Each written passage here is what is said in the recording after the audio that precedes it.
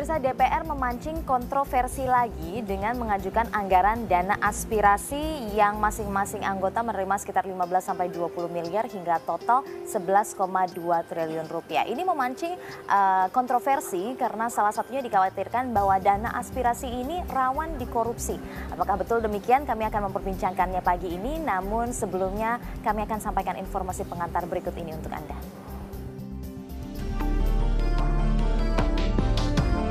Belum juga menunjukkan kinerja yang memuaskan masyarakat, DPR kembali membuat kontroversi ketika mengajukan anggaran dana aspirasi yang dalam hitungan fitrah mencapai 11,2 triliun rupiah. Jika dibagi kepada seluruh anggota DPR, tiap-tiap anggota akan memperoleh 15 sampai 20 miliar rupiah. Hal ini memancing kontroversi karena dalam tunjangan yang mereka peroleh tiap bulan sudah termasuk berbagai macam anggaran untuk menyerap aspirasi masyarakat. Dan sekarang mereka mengusulkan lagi dana pembangunan daerah pemilihan. Jadi saya kira ini variasi dana yang ujung-ujungnya tujuan utamanya itu untuk melakukan penyerapan aspirasi di daerah pemilihan. Jadi dari sistem atau dari cara berpikir ini saja kita kemudian bisa menduga apa sesungguhnya yang mendorong DPR untuk mengusulkan jenis anggaran baru bernama anggaran dana aspirasi pembangunan dapil ya. Wakil Ketua DPR Taufik Kurniawan menilai sudah terjadi salah kaprah di masyarakat terkait anggaran yang disebut-sebut sebagai dana aspirasi ini. Meskipun ujung-ujungnya adalah senada, bagaimana wakil rakyat bisa merealisasikan kebutuhan warga di daerah pemilihannya sendiri. Dana aspirasi, ya, tetapi pengajuan usulan program daerah pemilihan, ya, karena anggota DPR nggak ada sangkut pautnya dengan urusan uang di situ. Ya. Nah, dalam posisi yang sekarang ini, dana aspirasi itu yang sudah berkembang di masyarakat itu perlu kami luruskan sekali lagi. Jadi ini adalah terkait dengan tindak lanjut dari Undang-Undang MD3. Ya. Namun pemahaman mengenai dana usulan program aspirasi dapil ini ternyata masih beragam di antara anggota Dewan sendiri. Politisi Partai Gerindra, Desmond J. Mahesa memilih berhati-hati menyikapi usulan anggaran ini, mengantisipasi hal-hal yang tidak diinginkan di kemudian hari. Jadi menurut saya persoalan dana aspirasi ini bukan sesuatu yang sederhana harus kita sikapi. Nah, untuk inilah fraksi Gerindra sangat berhati-hati mensikapi ini. Karena kalau kita mau jujur, bisa perlu. Ya. Yang kedua, bisa tidak perlu. Karena persoalannya bisa jebakan yang membuat kami juga bermasalah secara pidana. Ya. Karena aturan teknisnya saya belum lihat gitu loh. Secara langsung, anggota Dewan memang tidak memegang anggaran sendiri. Anggaran tetap akan dikucurkan melalui APBN. Hal ini akan memudahkan pengawasan. Namun disitulah muncul peluang-peluang kong kali kong dengan penguasa daerah sekaligus mengambil keuntungan politis untuk dirinya sendiri. Dana aspirasi untuk mewujudkan pembangunan di daerah dan ini diungkapkan bahwa sampai 15-20 miliar per anggota, total 11,2 triliun. Tapi Wakil Presiden Yusuf Kala menyatakan sebenarnya tidak terlalu dibutuhkan dana aspirasi. Jadi sebenarnya anggota DPR melihatnya ini seperti apa? Jadi begini ya, gini judulnya saja seolah-olah dana aspirasi. Padahal ini judulnya di DPR adalah pembangunan daerah pemilihan. Pembangunan daerah pemilihan itu adalah memang ujungnya ke dana tadi. Bahwa ada alokasi dana untuk daerah pemilihan. Tapi itu sebetulnya hanya usulan. Usulan dari anggota DPR yang sekian banyak. Sehingga di sekian banyak terjadilah pemerataan. Jadi tidak ada lagi kepala daerah yang nggak kerja di sana, di daerahnya. Dia numpuknya di Jakarta, dia melakukan lobby-lobby. Ini nggak perlu lagi lobby-lobby. Ini sudah hak daerah yang harus disampaikan oleh anggota DPR sebagai wakil rakyat. Membantu daerahnya, daerah pemilihannya. Sehingga terjadi rata. Nah, kalau alokasinya tidak ditentukan, maka lobby-lobby lagi akan terjadi. Lobby itu kan lebih syarat konotasinya kepada destruktif, kepada KKN.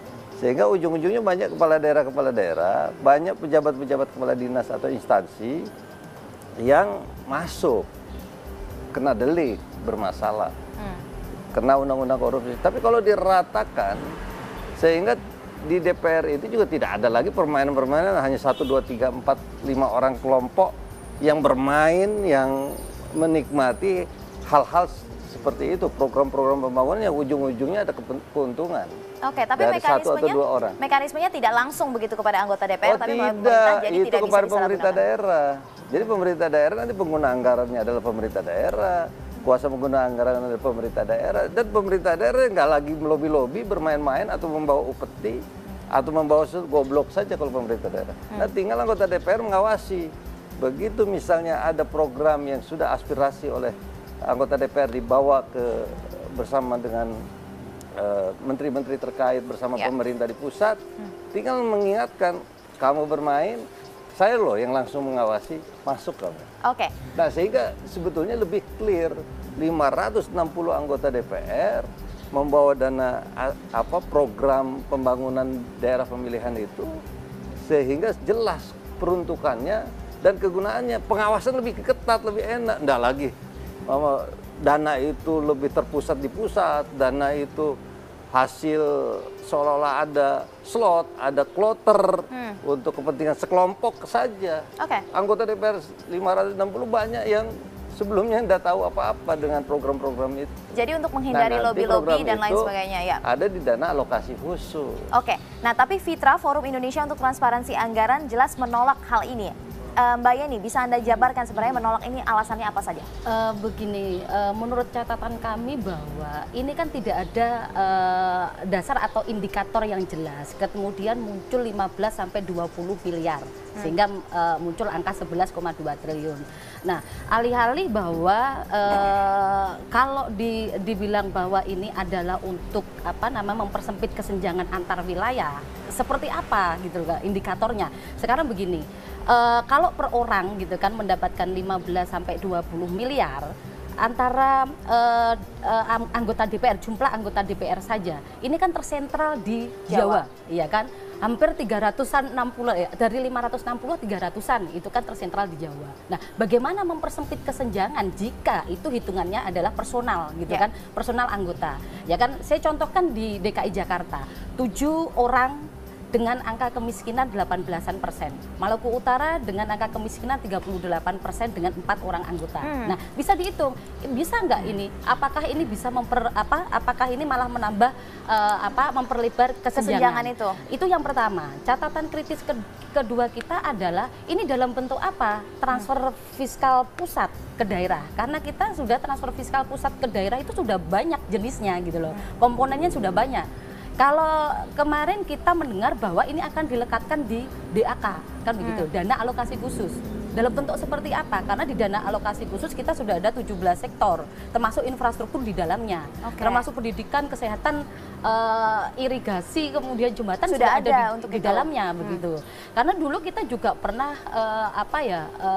mencoba untuk mengkritisi dana penyesuaian karena kan indikatornya juga hampir sama dengan dana alokasi khusus, begitu. Nah, dana aspirasi karena mengambil beracuan pada cantolan hukumnya di Undang-Undang MD3, ya kan, merespon di pasal 110 dan pasal 80J, ya kan, memperjuangkan kemudian pembangunan di daerah pilihan, tetapi tidak semerta-merta itu mengusulkan program yang baru, karena ini kan juga akan bertabrakan dengan persoalan proses perencanaan penganggaran yang kemudian melekat di jenis-jenis komponen di transfer fiskal ke daerah. Nah, inilah karena kita beranggapan bahwa bisa saja ini mengganti jubah bansos dan hibah yang selama ini sudah ada aturannya di Kementerian Dalam Negeri. Jadi kekhawatirannya selain tidak ada artinya ini akan bertabrakan secara hukum, dasar hukum, tapi juga karena kekhawatiran apa lagi? Apakah ini akan disalahgunakan atau apa? Bisa saja seperti itu. Kita contohkan dana penyesuaian.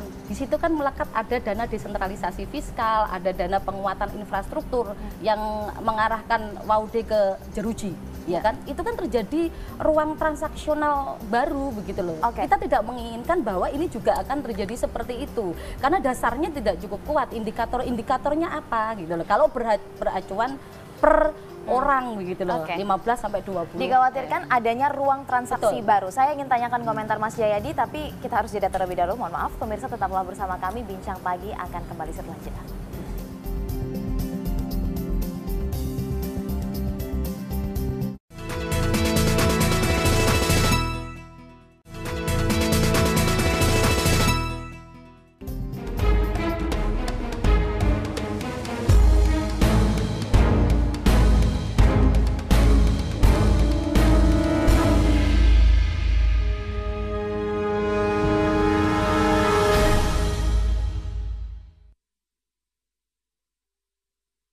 Sebenarnya begitu anggaran itu diputuskan oleh DPR dalam bentuk undang-undang, itu sudah aspirasi DPR kan?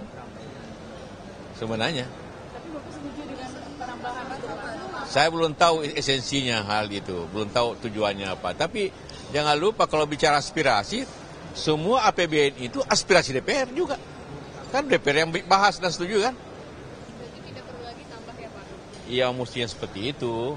Karena semua itu aspirasi DPR. Ada nggak di luar aspirasi DPR yang 2.000 triliun kan?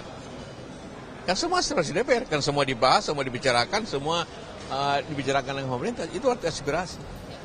Nanti kalau aspirasi, ada lagi aspirasi menteri, ada aspirasi gubernur, bupati, wah. Baik pemirsa, saya lanjutkan kembali perbincangan. Saya ingin ke Mas Jayadi. Mas Jayadi tadi Mbak Yeni sudah sebut ini bisa jadi ruang transaksi baru. Kalau Anda melihatnya ini lebih banyak negatifnya atau positifnya dengan adanya pengajuan ruang dana aspirasi? Iya, praktek seperti ini sebetulnya ada di banyak negara ya. Di Amerika disebut pork barrel atau earmarking, di Australia disebut earmarking, di Filipina disebut Development Assistance Fund dan sebagainya. Jadi itu intinya anggota DPR, anggota Dewan membawa sejumlah dana ke daerah pemilihan masing-masing. Tujuannya sebetulnya tujuan yang sering disebut adalah satu, agar anggota DPR kelihatan jelas gitu sumbangannya kepada daerah pemilihan masing-masing, dan itu kemudian berimplikasi pada dia terpilih kembali gitu ya. Kemudian yang kedua adalah seperti tadi sudah disebutkan bahwa seringkali ada sejumlah pembangunan yang diperlukan oleh daerah pemilihan itu tidak dengan cepat terakomodasi melalui proses APBN yang biasa, sehingga diperlukan model seperti ini agar cepat masuk ke daerah pemilihan masing-masing. Itu biasanya yang disebut sebagai positif impact, dampak positif dari pola seperti ini. Tapi memang selalu yang dikritik adalah seperti yang disampaikan oleh Mbak Yeni tadi. Pertama yang dikritik adalah bagaimana pola penentuannya, cara penentuannya. Karena misalnya gini, karena uang ini seperti sudah diblok kan gitu, bahwa ini atas nama anggota dewan, itu sudah diblok. Artinya itu kemudian ketika dia dimasukkan dalam APBD misalnya, itu jelas diblok kan gitu, bahwa ini anggota dewan yang katakanlah tanda kutip punya. Sehingga pada dasarnya secara politik, kepala daerah tidak akan berani mengutak-atik itu gitu, mengutak-atik. Nah itu berarti dalam kewenangan anggota dewan lah kemudian akan kemana uang itu dialokasikan dan bagaimana caranya. Nah di situ orang kemudian khawatir muncul potensi korupsi, misalnya uang itu hanya akan lari ke tempat-tempat atau kelompok-kelompok yang yang hanya terkait langsung dengan anggota dewan yang bersangkutan. Satu. Yang kedua, nanti kritik yang kedua adalah dampak program itu. Dampak programnya belum tentu dampak program itu berguna gitu. Misalnya kalau di Amerika ada istilah the bridge to nowhere, ya. Jembatan yang menghubungkan tidak kemana-mana, gitu. Ini nggak ada gunanya. Ada jembatan tengah hutan gitu kan, atau ada riset tentang kebiasaan nyamuk misalnya dan sebagainya. Ada tuh yang lucu-lucu gitu. Karena keperluan itu tadi. Nah, jadi pertama itu jadi dan yang berikutnya adalah rawan korupsi itu, rawan penyalahgunaan karena teknisnya itu. Nah, tapi yang disebut dana aspirasi oleh kita atau dalam bahasa Pak Dimyati tadi adalah dana pembangunan dapil ya. Saya kira memang harus diperjelas. Ya, tadi ngobrol-ngobrol sebentar off air saya tanya untuk apakah dana itu diperuntukkan untuk sektor tertentu. Kata Pak Dimyati misalnya hanya infrastruktur ya. Kalau earmarking di negara lain itu dia bisa macam-macam, bisa untuk riset, bisa untuk untuk infrastruktur atau jalan dan sebagainya, dan bisa juga untuk yang lain-lain. Nah, itu harus diperjelas gitu. Jadi kritik utama kepada program seperti ini adalah pada bagaimana penentuannya yang seringkali tidak transparan. Kemudian yang kedua adalah nilai gunanya. Bisa jadi dia tumpang tindih. Misalnya kan ada infrastruktur yang dibiayai oleh dana ini, tapi kan ada PU gitu. Nah, bagaimana tuh mensinkronkannya misalnya itu. Nah, ada tumpang tindih sehingga muncul ketidakjelasan penggunaan. Belum lagi kalau misalnya program itu bisa diperuntukkan untuk katakanlah non infrastruktur misalnya ya. Maka bisa jadi kan akan banyak proposal yang masuk, ada kelompok-kelompok fiktif yang masuk, atau malah proyek-proyek fiktif yang masuk, yang karena misalnya otorisasi dari anggota dewan Betul. Ya, kemudian itu kuasa pihak pemerintah daerah tidak berani mengotak-atiknya, diberikan saja. Nah, itu kemudian terjadi problem. Saya kira hal-hal seperti itu harus diperjelas gitu. Dan dengan masing-masing 560 anggota punya kuasa masing-masing, ini kontrolnya juga semakin sulit. Betul. Ya. Mas Dimi mungkin bisa dijawab pertama sebelum saya masuk ke soal kontrol, tapi pertama soal peruntukannya. Ini infrastruktur, apakah ini hanya khusus diperuntukkan bagi infrastruktur? Kalau ya, lalu bagaimana mengatasi tumpang tindih dengan pos anggaran yang lain? Ya, memang ini kan debatable juga di Panja. Ya. Kebetulan saya masuk dalam Panja ini, dalam pembangunan daerah pemilihan. Jadi memang dana itu kan ada dana yang dari provinsi, ada juga dana pembantuan dari pusat. Sebetulnya tujuannya adalah ini bagus. Tujuannya adalah untuk pemerataan, jangan permainan lobby-lobby lagi. Jangan lagi kepala daerah atau wakil kepala daerah atau para pejabat di dinas instansi di daerah itu berduyun-duyun datang ke Jakarta melakukan lobby terhadap personal. 1-2 orang anggota atau terhadap pemerintah pusat melakukan lobby-lobby itu. Mungkin bisa diperjelas lobby yang selama ini prakteknya terjadi itu seperti apa? Ya, tanda kutip lah lobby, kan banyak yang sudah tertangkap. Karena ada permainan, ada setoran, ada permainan-permainan. Misalnya dana percepatan infrastruktur daerah. Nah, misalnya DPID kan juga ada seperti tadi ibu siapa dari PAN itu? Iya, WAUD begitu. Itu kan karena lobby tadi. Karena daerah ini mau dapat besar, ayo lobby. Nanti tidak lagi begitu. Dengan dibagi satu-satu ini tidak akan? Kabupaten ini yang pinter lobby, kabupaten ini yang diam pasif, tidak dapat apa-apa. Ini dapatnya ratusan miliar, ini tidak dapat berapapun tidak dapat. Kenapa alasannya? Karena itu aspirasi dana DPID tadi. Tapi kalau ke depan itu sudah rata, nggak usah lobby-lobby lagi. Udah pasti kalau dia 6 anggota dewan, 6 kali 20 miliar itu sudah 120 miliar. Memang yang ditakutkan oleh yang lain, wah kalau begitu nanti anggota dewan ini bisa terpilih lagi. Iya. Anggota dewan ini bisa mendapatkan nilai plus. Tapi sebetulnya untuk rakyat, untuk daerah itu bagus, sehingga tidak lagi terpusat. Misal tadi daerah timur itu lebih miskin dibandingkan Jakarta. Hitung saja. Penduduk Jakarta dengan penduduk, kalau persentase iya, penduduk Jakarta dengan penduduk Papua saja, hitung saja lebih miskin banyak mana? Banyak orang Jakarta. Kenapa? Jakarta 18% kali sekian juta. Di sana berapa penduduknya? Satu kabupaten Pandeglang saja, itu satu provinsi Papua.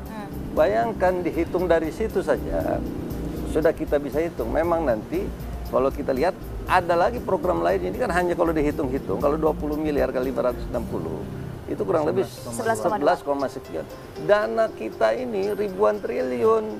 Betul. Ribuan triliun, tapi ini untuk pemerataan tadi ini sangat penting. Baik, tapi harus antisipasi juga, apakah ini kemudian jadi bacakan sarana gitu. bacakan kalau dan saya korupsi. lihat malah ini mudah pengawasannya. Auditor itu gampang sekali pengawasannya. Ini dari segini ada berapa anggota dewan sini? Udah nggak usah lagi. Kabupaten ini berapa ya setor batu ini ya? Untuk apa sih? Ini sudah ketahuan. Ini ada berapa jumlah penduduk di sini? Anggota dewannya ada berapa? Sekian kali. Kemana saja? Gampang itu pengawasannya. Mungkin saya bisa ini ya. Kalau yang tadi disampaikan oleh Bapak soal pemerataan begitu kan, infrastruktur kan sekarang kan semuanya kan dialihkan ke daerah gitu kan. Termasuk yang kemarin saya mendengar ada statement dari beberapa anggota bahwa ini akan disebar di kabupaten kota, kemudian desa gitu. Apa bedanya dengan dana desa yang disebar di kabupaten dan di desa? Ini kan overlapping sebenarnya, infrastruktur yang dialihkan semuanya ke kabupaten, kota dan desa. Itu yang pertama. Kalau saya lihat gini ya, desa itu kalau dia programnya dia pembangunan infrastruktur hanya di desa. Sedangkan jalan desa dengan jalan kabupaten udah beda. Nah ini sebenarnya kalau kita mencoba untuk melihat ya bahwa dalam penyerapan aspirasi masyarakat yang diberikan fasilitas oleh negara itu seharusnya bisa melekat di dalam proses mekanisme perencanaan penganggaran yang selama ini sebenarnya tidak pernah melekat begitu loh. Bagaimana sebenarnya riset yang mereka mereka dapatkan bisa dilekatkan di dalam 3 fungsi ini. aspirasi begitu. Oke, permasalahannya yang Anda sebut adalah ini jangan-jangan overlapping dengan anggaran lain. Bagaimana kita bisa membedakan, oh ini proyek yang untuk mana, proyek yang untuk A atau B begitu ya. Kemudian fungsi kontrol kita akan bahas lagi. Namun saya harus jeda terlebih dahulu. Pemirsa tetaplah bersama kami, Bincang Pagi akan segera kembali.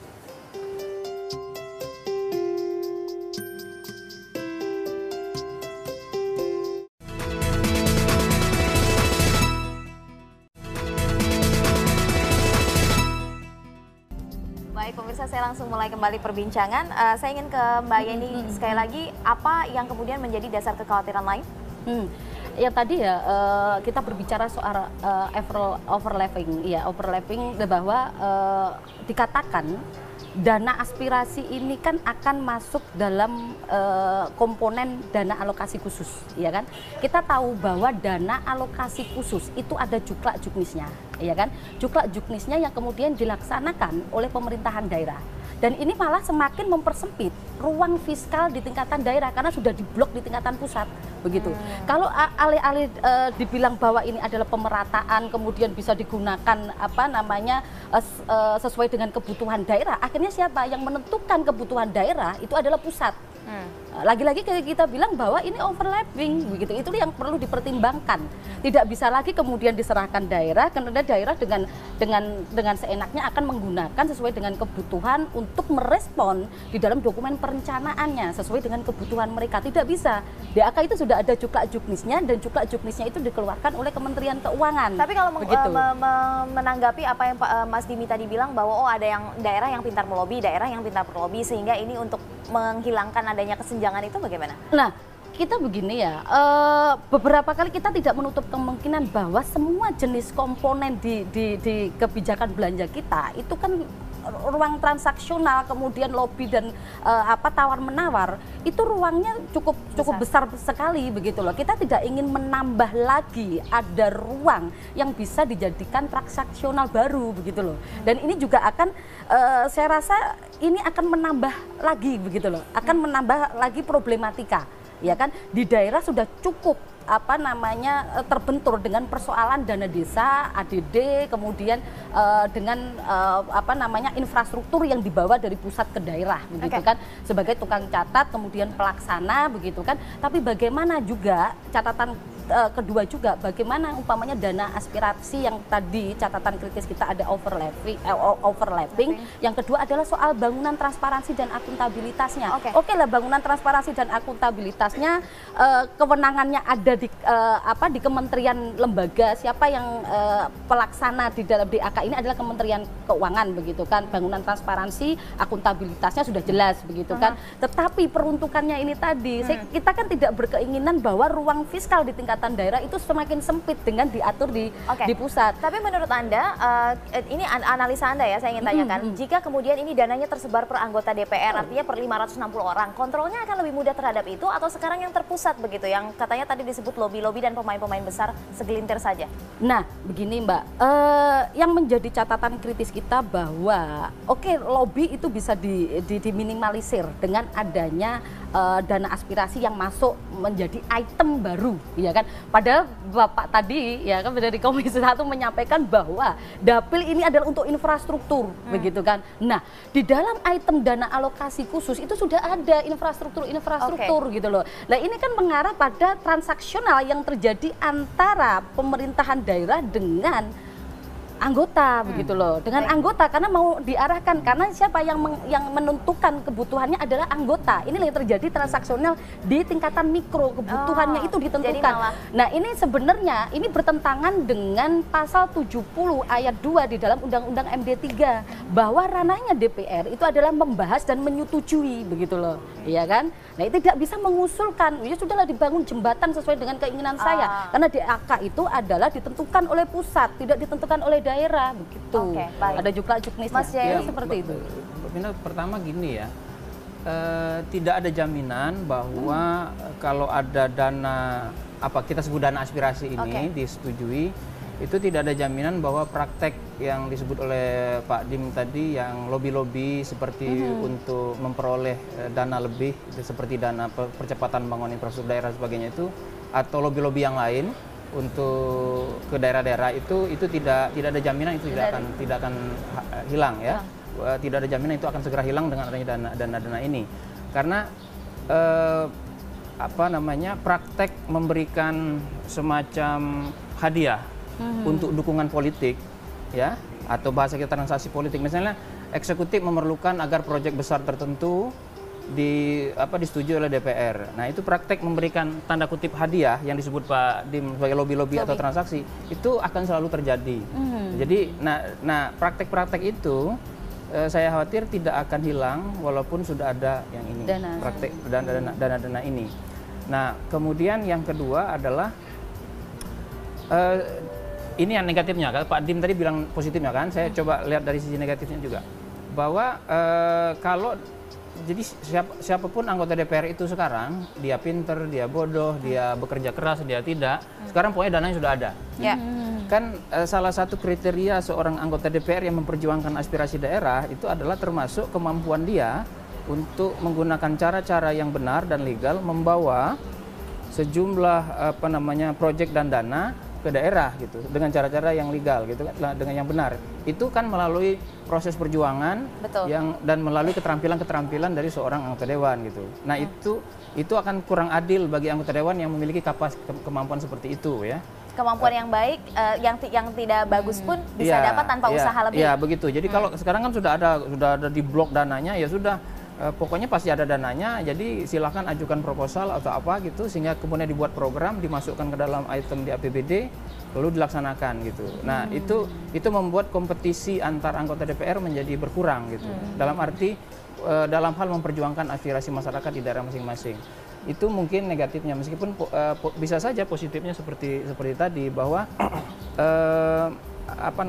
memang dalam berbagai penelitian misalnya di Filipina, di Amerika Serikat, di Australia, memang dari berbagai penelitian itu ada banyak program bagus yang dilahirkan dari pola pendanaan seperti ini, tetapi sebagian besar enggak bagus ya. Di atas 50% itu tidak bagus. Program yang aneh yang tidak jelas manfaatnya. Program-program aneh itu yang seperti riset untuk nyamuk yang tidak diperlukan, jembatan yang berada di tengah hutan yang tidak menghubungkan kemana-mana dan sebagainya. Itu yang banyak terjadi saya kira.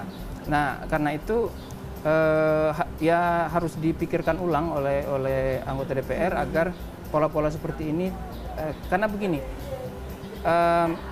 Sekarang itu persepsi masyarakat kepada DPR masih negatif. Betul. Gitu. Jadi walaupun akan susah bagi anggota DPR untuk menjelaskan yang positif seperti ini, kalau dia dianggap kemudian rawan korupsi gitu. Betul. Nah, jadi itu dulu yang mestinya perlu diperbaiki. Kalau untuk menutup celah transaksi atau lobby-lobby itu lebih baik mana atau yang lebih sedikit mana celahnya, dengan dibagi rata atau terpusat?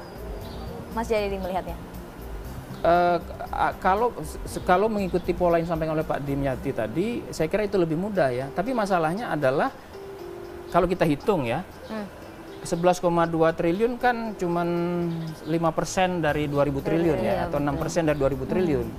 Katakanlah itu membuat efisiensi untuk pembangunan dapil, tapi kan dampaknya kecil juga sebetulnya. Dampaknya kan kecil itu. Bayangkan misalnya satu dapil ada 3 kabupaten. Kalau di luar Jawa bisa lebih, bisa 6, bisa 7. Nah, anggota dewannya 6 di satu dapil. Berarti kan 120 miliar per tahun, kalau 20. 120 miliar dibagi 6. Berarti, katakanlah dibagi rata, katakanlah ada 6 daerah. Berarti satu daerah dapatnya 20 miliar per tahun. 20 miliar per tahun untuk bangun infrastruktur kecil sekali, tidak signifikan. Jadi sebetulnya earmarking itu dampak